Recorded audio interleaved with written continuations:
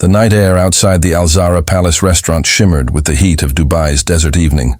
But inside, everything sparkled with a different kind of fire. Luxury. Crystal chandeliers hung like constellations. Golden cutlery glimmered under soft light, and a faint tune of the oud danced through the air. Every guest there belonged to the world of wealth and power. Everyone, except her. Layla Hassan, the newest waitress on staff, tightened her ponytail and tried to calm the thundering in her chest. It was her second week at the restaurant, and tonight she had been assigned to the royal section, a space reserved for VIPs and billionaires who expected perfection. She whispered to herself, "Steady hands, steady heart," then picked up the silver tray filled with tea, desserts, and rosewater. From across the room, laughter erupted. At the head of a long marble table sat Khalid al-Mansour, one of the wealthiest businessmen in the Middle East, a man whose signature could change the fate of companies overnight. His tailored suit was as immaculate as his reputation for pride. Rumor said he had fired an entire staff once because his coffee wasn't hot enough. Layla approached the table, walking carefully in her black heels. The air around him seemed heavier, colder, as if money itself demanded silence. "Tea for you, sir," she said softly, bowing slightly. Khalid didn't even look up from his phone. His friends, other wealthy men in designer watches, smirked as they continued their loud conversation. The way they spoke about people, about workers, made her uneasy. Still, she kept her eyes down and began to pour the steaming tea. But her hand trembled ever so slightly. Just a drop. A single, golden drop slipped from the edge of the teapot and landed near Khalid's hand. The laughter stopped. Every sound in the restaurant seemed to vanish. Only the faint echo of the oud in the distance remained. Khalid slowly looked up, his eyes narrowing. In perfect commanding Arabic, he hissed, "هل أنت عمياء؟ حتى فتاة من الشارع تعمل أفضل منك." Are you blind? Even a girl from the street could do better than you. The sting of his words hit her harder than the heat from the teapot. The men around him chuckled. One even muttered, "Maybe she is from the street." Layla's throat tightened. She could feel every eye in the restaurant on her. The wealthy diners, the waitstaff, even the manager peeking from the kitchen door. Her mind screamed, "Apologize. Just apologize."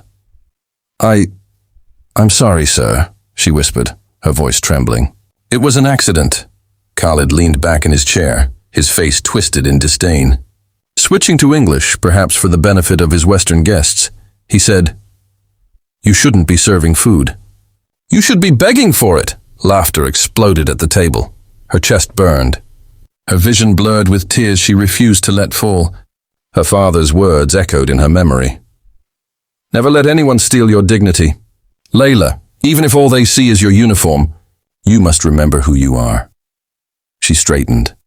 Taking a slow, steady breath, she set the teapot down carefully, folded her hands and looked directly at Khalid. Her voice, when it came, was soft but unshaking. "Do you always insult people who can't answer you back, sir?" The laughter stopped instantly. Every man at the table froze. The boldness in her question cut through the heavy silence like a blade. Khalid's smirk faltered. His dark brows drew together, surprised. "What did you just say?" he asked, his voice lower now, more dangerous. Layla met his gaze fearlessly. For the first time, she wasn't speaking as a waitress.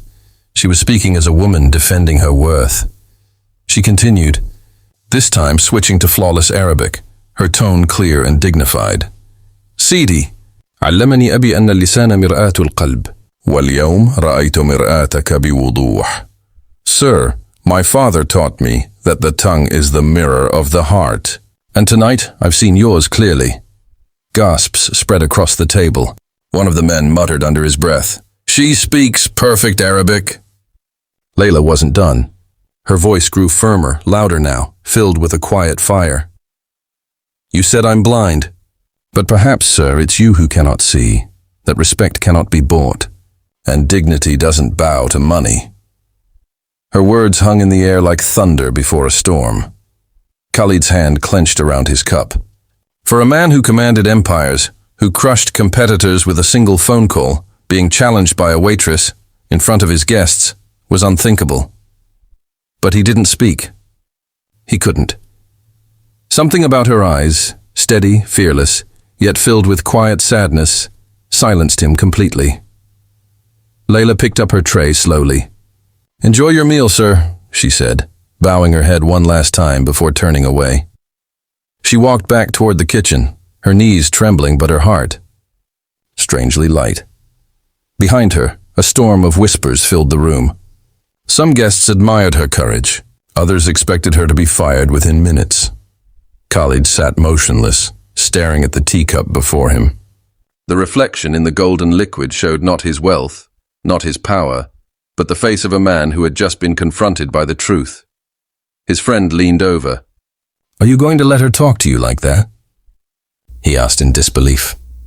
Khalid didn't respond. His mind was somewhere else, replaying every word she had said, every syllable that had struck deeper than any insult ever could. Respect cannot be bought. Dignity doesn't bow to money. For the first time in years, Khalid felt something unfamiliar: shame. In the kitchen, Layla placed her tray on the counter and sank into a chair. Her co-worker Fatima rushed to her side. "Layla, what were you thinking? That was Khalid Al-Mansour. He could ruin your life." Layla smiled faintly, tears finally glistening in her eyes. "Then let him," she whispered. "At least I didn't let him ruin my pride." Fatima shook her head in disbelief and admiration. Minutes later, the manager stormed in, panic written all over his face. "Layla, what happened out there? You spoke back to him?" She nodded quietly. "Yes, sir," he sighed, rubbing his forehead. "Do you have any idea who that man is?" Layla looked him straight in the eye. "A man with too much money and too little kindness." The manager froze, then sighed again. "Go home, Layla. I'll try to calm this down before morning." She untied her apron, her heart heavy, yet proud. Outside, the city lights glittered like tiny stars scattered across the desert. She walked toward the bus stop, her reflection passing through the tall glass of skyscrapers. She whispered to herself, "You did the right thing." Little did she know, inside that golden restaurant, the same billionaire who had humiliated her now sat in complete silence, still hearing her voice echo in his mind. And for the first time in a long while, Khalid Al-Mansour, the man no one dared to correct, was utterly speechless. That night, after the confrontation, Khalid Al-Mansour sat alone in the corner of the glittering restaurant long after his guests had left. The laughter and clinking glasses had faded into silence, but the waitress's words still echoed inside his mind. Respect cannot be bought, and dignity doesn't bow to money. He turned the empty teacup in his hands, staring at his own reflection in the dark liquid stains. For a man who had built empires, destroyed rivals, and ruled over hundreds of employees with a single signature, that one encounter had done something no one else had ever dared. It had humbled him. The next morning, Khalid didn't go to his penthouse office as usual. Instead, he drove in silence through the crowded streets of Dubai. His assistant, Omar, sat beside him, confused by his sudden change of schedule. "Sir, where are we going?" "You have a meeting with the investors at 10. "Cancel it," Khalid replied shortly. "I have something more important to do." When the car stopped outside Al Zahra Palace restaurant, the staff froze in panic. The billionaire himself had returned, unannounced, unexpected, and unreadable. The manager hurried out, almost tripping over himself. "Good morning, Mr. Al-Mansour." "We deeply apologize for last night. The waitress has been—" Khalid raised his hand to stop him. "Where is she?" "Who?" "Who do you mean, sir?" "The girl, Layla." The manager swallowed. She hasn't come in today. I think she's afraid you might have her fired." Khalid sighed and said quietly, "Do you have her address?" The manager blinked, confused but too scared to refuse. A few minutes later, Khalid's car pulled away from the restaurant and drove toward the city's quieter side, away from skyscrapers and marble towers, into narrow streets lined with date trees and small houses painted in fading colors. When he finally found the building, an old two-story complex, He hesitated for the first time. He wasn't used to knocking on doors. People usually came to him, but today felt different. Layla opened the door in surprise, still in her plain home clothes. Her dark hair was tied back, and her tired eyes widened when she saw who stood before her. "Mr. Al-Mansour?" she said softly, unsure whether to be frightened or confused. He nodded. "May I come in?" She hesitated, then stepped aside. The apartment was simple but spotless. A small sofa, a bookshelf stacked with old novels, and a framed photograph of an older man on a desk. "My father," Layla said when she noticed his eyes linger on the picture. "He was a professor. He passed away 2 years ago." Khalid nodded slowly. "I see." There was an awkward silence. Finally, he said, "I came to apologize." Layla blinked. "Apologize?" He looked directly at her, for the first time not as a billionaire looking down, but as a man looking across.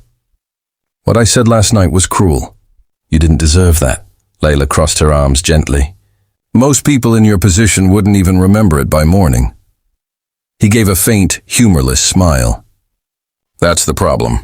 I did remember it, every word you said. You were right, Layla. Money has made me deaf to respect. I've forgotten what it means to see people as equals." Her gaze softened slightly, but her tone remained steady. "Then maybe it's time to start seeing again." He nodded. "That's why I came here. I want to offer you a position at my company.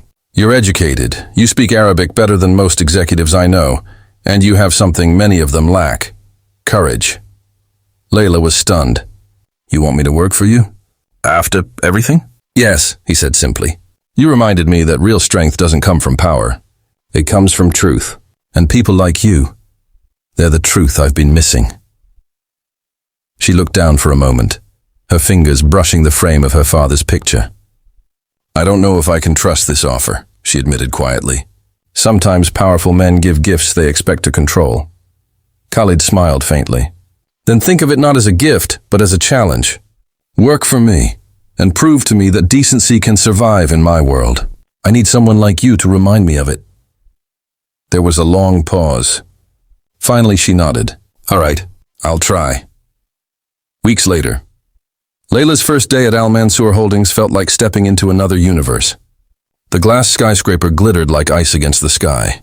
Inside, employees rushed through the lobby, whispering when they saw her, the waitress who had somehow earned the billionaire's attention. Some smiled politely. Others sneered behind her back. But Layla held her head high, remembering her father's words, "Walk with dignity, even among kings." Her work ethic was impeccable. She was punctual, precise, and unshakably calm, even when others tried to test her. Soon she became Khalid's personal executive assistant, organizing his meetings, translating documents, and quietly fixing the chaos he never noticed before. But what surprised everyone most was the change in Khalid himself. He began treating staff differently. He listened more, barked less. The sharpness in his tone softened. When an intern made a mistake during a presentation, instead of shouting, he said quietly, "We learn more from errors than from ease." Rumors spread through the office. "What happened to the boss?" Someone whispered. "He's human now." One afternoon, as the sun dipped behind the skyline, Khalid stood by the window watching the city below. Layla entered his office to drop off a report. "Do you ever miss it?" he asked suddenly. "Miss what?" "Serving tables. Being invisible." She smiled faintly. "Sometimes. When I served food, people showed their real faces. Wealth, pride, kindness. It all came out in how they treated those beneath them." He turned to her. "And what face do you see now?" Layla met his gaze. A man trying to become someone better than his reflection. He didn't reply, but the smallest smile crossed his face. From that day onward, Khalid often sought her advice. Not business advice, but human advice.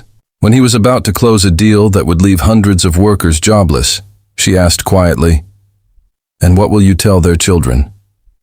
He canceled the deal that same night. Months passed. The world began to see a different Khalid al-Mansour, one whose empire was no longer built on fear, but respect. At a charity gala later that year, Journalists noticed him sitting beside a young woman in a modest blue dress. When asked who she was, he simply said, "Someone who reminded me what wealth really means." Layla smiled beside him, humble yet proud. As the evening ended, he leaned toward her and said softly, "You know, when you spoke to me that night, in Arabic, I didn't just hear words. I heard my father's voice again. He used to tell me the same things you did, but I never listened until you said them." She looked at him with a gentle smile. "Sometimes it takes the right mirror to see your reflection clearly."